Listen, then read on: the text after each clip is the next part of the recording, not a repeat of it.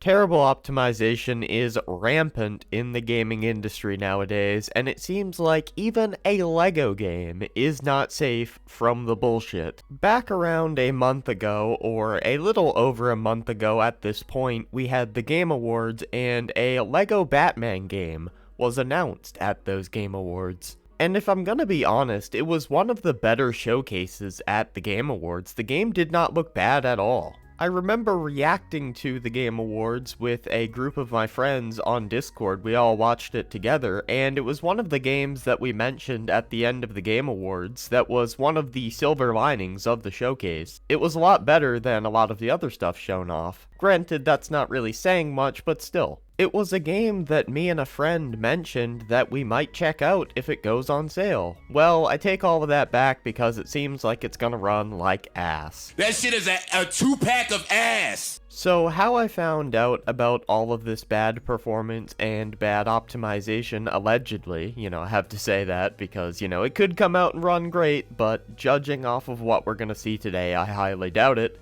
I found out about all of this because I was scrolling the internet and saw this article right here. Public balks at LEGO Batman Legacy of the Dark Knight PC requirements. This whole situation really reminds me of LEGO Horizons. That was another game that had stupid system requirements. And if you guys can believe this, both the recommended and required specs for LEGO Batman are worse than LEGO Horizon. A game that, by the way, when it came out, did not run that well. Over the last day or so, one of the biggest discussions on Twitter/X has been an unlikely topic in the form of LEGO Batman Legacy of the Dark Knight. The discussion isn't about anticipation for the game launching on 29th May this year, but instead the incredibly high PC specs you'll need to play the latest LEGO Batman title. Heading to Steam, and we can find the minimum and recommended requirements for the game, which you can view in the table below. While neither column provides you with the expected performance you may get with these specific combinations of hardware, there's no denying that these are high-end components. So here are the minimum requirements to play the game. The operating system is Windows 11. I don't know if you can get this shit running on Windows 10 or not. I hope so, because Windows 11 is kinda ass, I'll be honest. That shit is a two-pack of ass! For the minimum CPU, it is an Intel Core i5 9600K or an AMD Ryzen 5 3600. Honestly, not too bad when it comes to minimum specs. That's like a 2018 mid-range build. And it's about equivalent to what your PS5 has, so it makes sense. Then we go over to RAM. We need 16 gigabytes of RAM to play the game. Honestly, no problem with that. That's pretty standard. Next up, we have GPU. The minimum GPU to play the game is an RTX 2070 or an AMD RX 5700 XT or an Intel Arc A770. This is the only minimum requirement that I feel is kind of high. Even demanding games like Monster Hunter Wilds don't have requirements like this when it comes to the GPU. In fact, Monster Hunter Wilds only required a 1660 to play the game. Granted, it would run like pure shit, but you could still play the game with that GPU. Even the recommended GPU for Monster Hunter Wilds was lower than a 2070. It was a 2060. This gives me absolutely zero confidence for the optimization of this game. And you know what else gives me zero confidence in the optimization of this game? The engine it's using. Unreal Engine 5. I mean, look at the track record that engine has. And finally, for our minimum requirements, we have 50 gigs of storage. This is not too bad, so whatever.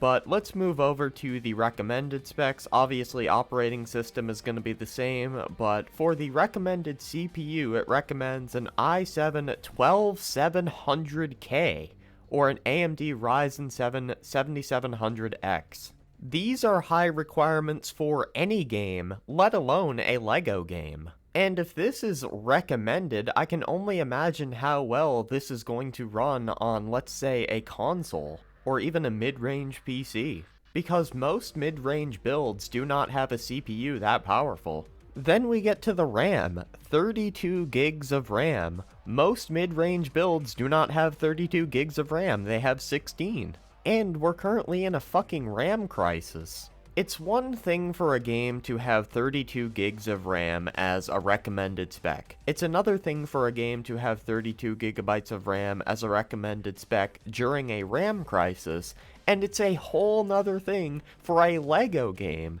to have 32 gigabytes of RAM as a recommended spec during a RAM crisis. On the GPU side of things, it's not looking much better. It recommends a 3080 or an AMD RX 6800 XT. That is insane. And storage is the same, 50 gigs. On the left is LEGO Horizons PC recommended specs, and on the right is the recommended specs for LEGO Batman Legacy of the Dark Knight. By the way, LEGO Horizon ran like shit. This is giving me no confidence for the optimization, man. On the recommended side, they ask for a whopping 32 gigabytes of RAM paired with expensive CPUs and GPUs. Just makes no sense for a LEGO game, which is a game series known for its accessibility and family fun. Considering that PC RAM now costs more than a PlayStation 5, it seems tone deaf of developer TT Games and publisher Warner Bros. To ask for this from their customers. While RAM is the poster child for this problem, all PC components are becoming more expensive and more scarce as AI applications snap up components originally intended for the home market.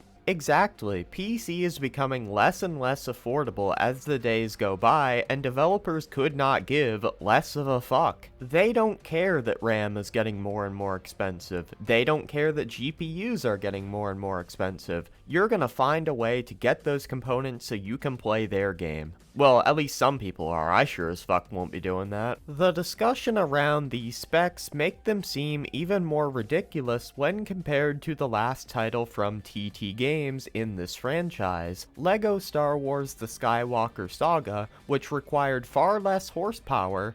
Now, the Skywalker Saga did come out in April 2022, but such a huge increase in PC specs seems unwarranted. The thing is with LEGO Skywalker Saga is the fact that the game used an in-house engine that the devs were obviously very skilled with, instead of the incredibly hard to optimize Unreal Engine 5. I don't understand why they didn't use Unreal Engine 4. We're talking about a LEGO game. We don't really need the realistic lumen and nanite lighting or anything like that. LEGO games aren't meant to be photorealistic. And Unreal Engine 4 games can have great visuals on top of running way better than the majority of Unreal Engine 5 titles. Look at Stellar Blade. That was an Unreal Engine 4 game and it looked and ran amazingly. LEGO Batman Legacy of the Dark Knight will also launch on the PlayStation 5, Xbox Series consoles, and the Nintendo Switch 2. If the above PC requirements remain this way until the 29th of May,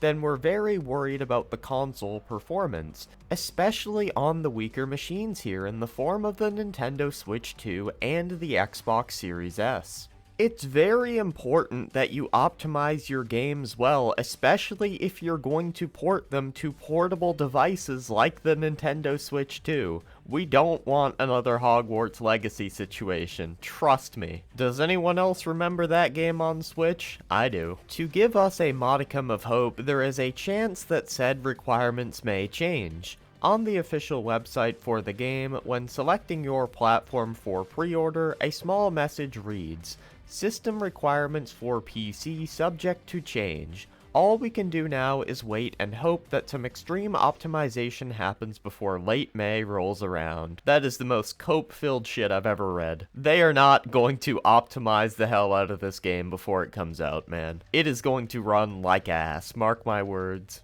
All of this is giving us unfortunate flashbacks to another Batman-themed open-world game. Batman Arkham Knight had a PC port so bad it was temporarily removed from online stores. This happened all the way back in 2015, and while we wish we could say that developers and publishers learn from mistakes like this, we all know that isn't true. The day devs start to learn from their mistake is the day that pigs fly, man. The craziest thing about this whole situation is not the situation itself, it's the people defending these requirements over on Twitter. maybe I'll make a separate video on that. But for now, that's everything I had to say. If you enjoyed the video, make sure to leave a like. If you didn't, you can leave a dislike. And yeah, man, peace out. They can't even optimize LEGO games anymore.